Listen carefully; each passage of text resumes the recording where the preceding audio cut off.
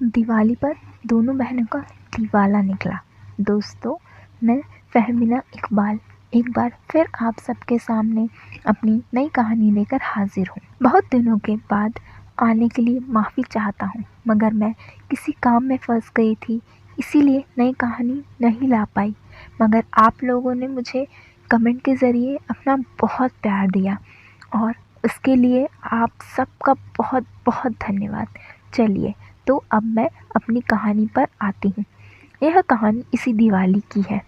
दिवाली से 2 दिन पहले मेरी सहेली नेहा ने मुझे और आयशा को अपने घर आने का न्योता दिया, जिसे मैंने खुशी खुशी स्वीकार कर लिया, क्योंकि नेहा मेरी सबसे अच्छी सहेली है। दिवाली वाले दिन मैं और आयशा बहुत अच्छे से तैयार हुए। मैंने और आयशा ने डीप ब्लाउज़ और लहंगा पहना हुआ था। कुल मिलाकर हम नेहा के घर पहुँचे तो वहाँ नेहा और उसके मम्मी पापा ने हमारा बहुत अच्छे से स्वागत किया।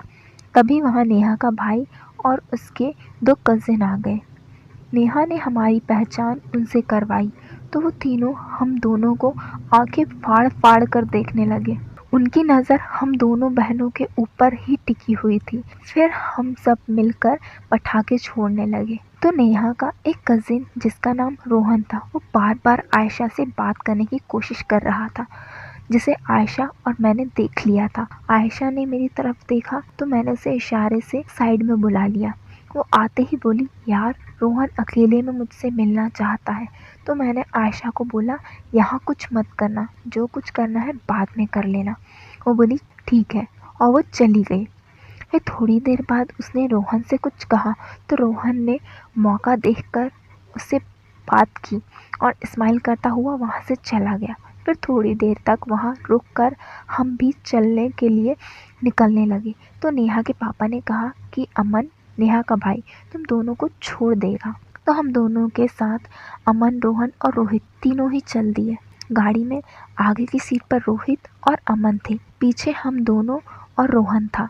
थोड़ी देर बाद मैंने महसूस किया कि रोहन आयशा से बात करने की कोशिश कर रहा था। आयशा भी मज़े से बात कर रही थी, मुझे कोई प्रॉब्लम नहीं थी। थोड़ी देर बाद जब हम घर पहुँचे तो वो तीनों जाने लगे। अचानक आयशा ने उन्हें कॉफ़ी के लिए पूछ लिया। वो तीनों तो जैसे रुकने के लिए ही इंतज़ार कर रहे थे। वो तुरंत रुक गए। तीनों अंदर आ गए। उन्हें अंदर बैठाकर मैं कॉफ़ी बनाने चली गई। मैंने किचन में से देखा कि आयशा उठी और बाथरूम की तरफ जाने लगी। उसके थोड़ी देर बाद रोहन ने अमन और रोहित को कुछ बोला और आयशा के पीछे जाने लगा। वो लोग करीब 10 मिनट बाद वापस आए। बाथरूम में से निकलकर आयशा सीधे रूम की तरफ भाग गई। रोहन भी अपनी जगह आकर बैठ गया। फिर हमने साथ कॉफ़ी पी। रोहित, जो मेरे पास बैठा था, वो धीरे से मेरी तरफ आ गया और उसने डायरेक्ट आके मेरे से बात करना चालू कर दिया। मैंने उसकी तरफ देखा और मैंने भी बात करने लगी और धीरे धीरे हम दोस्त बन गए। मैंने आयशा की तरफ देखा तो वो हंसने लगी।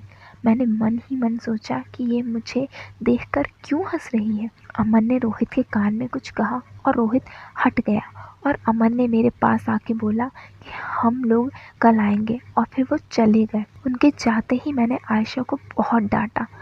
मैंने उसको बोला, तू ऐसे किसी के सामने कैसे हंस सकती है। तो वो बोली, यार आप दोनों इतनी करीब आके बात कर रहे तो मैं अपनी हंसी पर काबू ही नहीं कर पाई। मैं उसकी इस बात पर हंस दी और उसे प्यार से एक थप्पड़ मारकर सोने चली गई। अगले दिन सुबह ही हमारे घर की घंटी बजी तो मैं उठकर गेट खोलने चली गई, क्योंकि उस वक्त हम दोनों ही सो रहे थे। गेट खोलते ही रोहित और वो तीनों अंदर आ गए। फिर वो मुझे अंदर कमरे में ले आए। आयशा अभी भी सो रही थी। तभी आयशा उठ गई। रोहन को देखकर वो उसके गले लग गई।